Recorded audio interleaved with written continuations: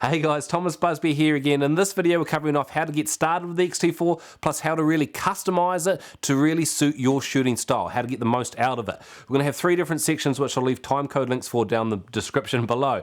Number one, getting started, everything I do when I first get the camera and how to set it up. Number two, if you're new to the video side of the X-T4, some basic controls of how to find some settings you might not have been able to find from coming from a previous system. And the third section is how to really customize and get some advanced tweaking menu display controls out of your camera to really make it your own and make it as fast as possible to use when you're out shooting with the X-T4. Okay, so first of all, before we get into this, I'm going to explain how this menu system works. So if you want to follow along with your camera without staring at my face in the screen the whole time, you can. So the menu system is broken up into 6 different tabs, the bottom which is grayed out. Inside of each tab there are multiple pages. You can tell which page you're on by either the little red or coloured square on the right hand side beside the tab, or by the number up in the top right hand corner.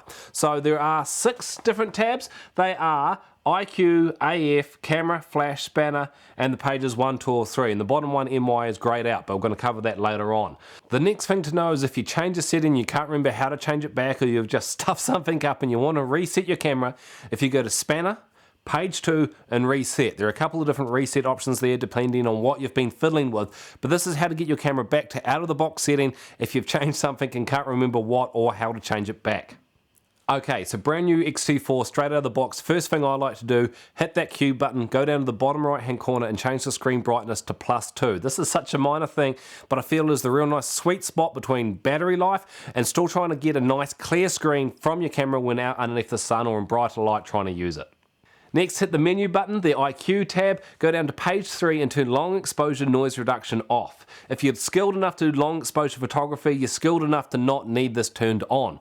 What it does is it takes a second shot with your shutters closed straight after you've done a long exposure shot for the exact same amount of time. So when you're out in the field, say you do a 30-second shot, as soon as you're finished, you've got to wait for your camera to do another 30-second black shot and combine it together to reduce the noise. However, if you're doing this, learn how to do noise reduction and editing far simpler, double the amount of time your camera is available to use when out in the field, much easier. Long exposure, noise reduction, turn it off. Next, if you move down 2 notches, there is the color space tab. There are 2 options in here, either sRGB or Adobe RGB. To really summarize this, if you want to do big fancy prints, set your camera to Adobe RGB. But if you're just doing pretty much majority online content, set your camera to sRGB. Adobe RGB has more colors to it, but if you don't know what you're doing, you will get worse results if you're posting your photos online. So some pros and cons for both. If you know what you're doing here, this is going to be obvious, but pick that choice pretty quickly on. I personally always go with Adobe RGB. Moving down to page 2 of the spanner tab, you have the preview exposure and white balance settings. So what this does is if you leave it on, will show you what your final shot is hopefully going to look like. What you see is what you get. So if you make your shot darker or brighter, you'll see that all on the eyepiece before you take the shot. However, if you turn this off, your eyepiece will show you just the clearest possible view possible, but not what your final exposure is going to look like. So why would you possibly turn this off? Well, if you were shooting in a very dark environment and using, say, a flash to light your scene, or in a studio, if you turn this off, you'll be able to see through your eyepiece despite what all your settings are and have a nice clear view to see through. And then when you take your shot, even though your settings are too dark, once that light, that flash fills it up, it will still be correctly exposed because you've dialed all your settings to suit the flash rather than suit the ambient light of the room. So if you're doing lots of landscape and natural light photography, leave this turned on to preview. And if you're doing lots of studio and flash photography, leave this off to just show you a nice clear eyepiece. What you get, what you see, depends on suits you. Once again, a real good personal setting to tweak. Moving down 2 more notches is the F-Log View Assist. I like to turn this on to have kind of like a preloaded LUT onto my display to help me see clearer, more contrast of what I'm filming when shooting an F-Log. However, if you turn this off, you'll just get the very grey looking display that F-Log results in.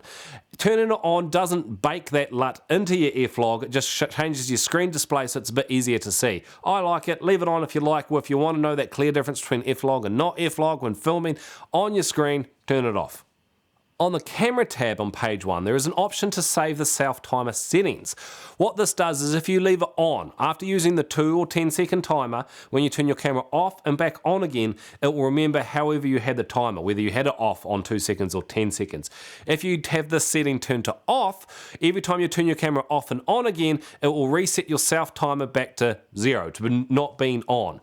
Where this is really useful, and I use it, say if I'm always using the 2-second timer without doing landscape photography, I like to have this on. So if I turn my camera off, walk for 5 minutes to another shot, turn it back on, my 2-second timer is still turned on. However, this will ruin your day if you see a unicorn run past you and you want to quickly whip out your camera and take a shot, only to press the shutter button to find that your 2 or 10-second timer is saved and remembered turned on. Whether you like this on or off, once again, personal settings, but this is how you have that set to remember or not remember your self-timer every time you turn your camera off and on again. Our final photo option is under the spanner and save data setup, and set this to renew rather than continuous.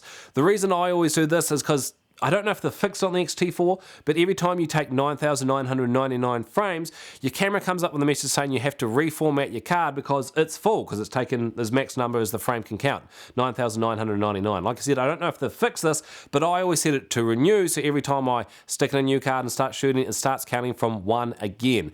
It's a real absolute pain in the ass when you're out shooting, you've taken say 5 photos, but it thinks, well, the last one was 999, and now you have to reformat your card and lose those 5 photos just to shoot again. As I said, don't know if they fixed this or not, but set it to renew just to be safe.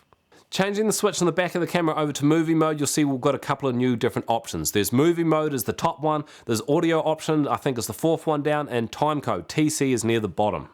Under the movie tab on page 1 is your video settings. This is how you change your aspect ratios, your frame rates, your bit rates, and your resolutions. This is all found here. Though if this option is grayed out, it's most likely because you have the full HD high-speed recording option turned on. Down here is how you get into the 120 and the 240 frames per second if you want to start recording slow motion. And if you be aware though, these don't record sound. And if you want to get into the normal video option, you have to turn that full high-speed HD recording off. Down 2 more options is how to change from film simulations to F-Log to HLG recording, plus to change what has been sent out via HDMI if you're using an external recorder. Okay, the next one is a real big one which I see seems to catch a lot of people out. Optimize video control. Go to the movie window, page 2, and turn this on or off. So what this does is if you turn it on, when you try to change your shutter and your aperture on the back of your camera, nothing will change at all. You have to use instead the dials on the front of the back of your camera. If you turn this off, your shutter and aperture will work as normal just like they did in photo mode. The reason you'd want to turn this on or off, the reason I leave it on, is if I'm doing both photo and video and I want to switch between the two. If I have all my settings dialed in for a photo and then I'll switch over to video mode, everything is still set to how I left it for video, and I can just instantly hit record and film, then switch back to photo, and all my photo settings are still the same.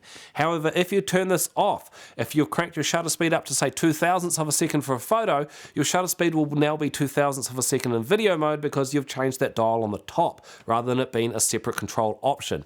Turn it on or off, whatever it suits you, but I would really encourage, if you're switching between photos and videos a lot, leaving this on and getting used to switching which dials you change for your shutter, your aperture and your ISO when filming in video mode compared to when doing photo mode. It'll make that switching, that changing on the fly so much quicker if you leave optimized video movie controls on. But if it's a real pain in the butt, if you're mostly just doing photo or mostly just doing video, or in this case mostly video, you can turn it off if you want and you still have that classic aperture on the ring, shutter on the top dial, ISO, etc. to change as you are filming. Okay, so from this point onwards, we're going to begin into a little bit more of the advanced customization settings. To start with, we'll change exactly what is shown on your screen. So if you go down to the spanner, screen setup, page 3, display custom settings, and in here you can turn on and off exactly what you would like shown on your screen as far as like that HUD, that information goes while you're filming or doing photo. I personally changed this a lot. I love having the electronic level on, which is like that little green line that, well, it's a white line but it grows green when your shot is level. This will save time cropping later on. It's just a nice little indicator rather than trusting the background or your eye. But also you can turn on your histograms. You can get rid of a lot of the extra clutter if you like, so all you see through your eyepiece or through your screen is the information you want to see. For advanced tip number 2, if you go back into the spanner tab and down to the button and dial settings, you would see 2 options for quick menu customization for options. What you can do here is you can add and remove buttons, options that come up when you push the Q button on the back of your camera. There are two, one for photo, one for video, but in here you can really dial in and change what you would like access to at the quick press of the Q button. So for example, you can really change in to have all your film simulation options dialed in there. Or in video mode, you could have your frame rates, your audio settings, whatever you'd like to have quick access to from that Q button. This is awesome customization to get to little extra options at the press of one extra button to see a few commonly changed, frequently changed options you always like to dial with personally. And to take the Q button even further, up the top you'll see it says base by default. And if you scroll through the options there using the back wheel on the back of your camera, you'll see it changes from C1 through to 7. And if you pick one of these and go down to say your highlights or your shadows, you'll see as you change those settings, a little red circle comes up in the top right hand corner of each one of those squares. What you can do from each one of those custom options is dial in different preloaded settings that you can quickly change through from just changing that top Q button shortcut. Remember to hit the back wheel button in to save any of those settings you change, but this is a quick, great way to change, say, between different film presets or different options that you love to quickly change to. So you can go in, change any of them, save them by pushing the set button, or have them just temporarily but not hitting set. And you can awesomely, quickly, frequently change through different preloaded presets depending on what suits your tastes. But as you can't access every single option through the Q menu, if you go into the spanner options again, the button dial settings and the function FN settings tab, you will see options in here to change nearly every single button on the back of your X-T4 and the front to access whatever you would like, nearly everything you would like. This is great if you say constantly bumping a button and you want to turn it off, or you really want to find something else that you can't access through that Q menu and have it at just a finger press. I personally like to turn off a lot of the D-pad or change every single one of them on older cameras, not the X-T4, to change where your focus point was before that joystick existed. This is still really awesome if you want to access, say, just your white balance, your audio levels, a film preset, all from just a different button rather than having to press the Q button and go hunting through it. So through here you can change everything, including which direction a shortcut will load up when you touch certain parts of your touchscreen. You can really customize to speed up your operation through here. But just in case all that customization wasn't enough, we're going to unlock that bottom MY tab in the menu settings. So if you go into the spanner again, user settings, page 1, you'll see some options for my menu settings. And here you can add just about anything in the camera to that my menu tab, and it will unlock as soon as you start to add options to this. What's even better about this is every time you push the menu button on the back of your camera, first of all, before anything else, it will load up my menu tab so you can quickly have preloaded whatever options you're frequently changing that you can't access through the FN button or a customized Q menu. So you can really dial in, make the camera your own, have quick access to everything you personally like to change, whether you're doing portrait, landscapes, wedding, photo, video, no matter what you like, you can really speed up and customize your camera to make operating so much quicker, so much more comfortable, and so much faster. So as you can see, guys, there are tons of ways to really customize the X-T4 to make it work best for you. If you have any options or suggestions for first-time customization or for advanced customization, let me know down in the comments below so our readers can also join in and get the most out of the X-T4 as well. If you have any questions or any comments, please let me know down in the comments below. I'll do my best to answer them for you. If you could like, share, and please subscribe. It would mean the world to me and help support me create more content like this. But otherwise, guys, until next time, I'll catch you next time.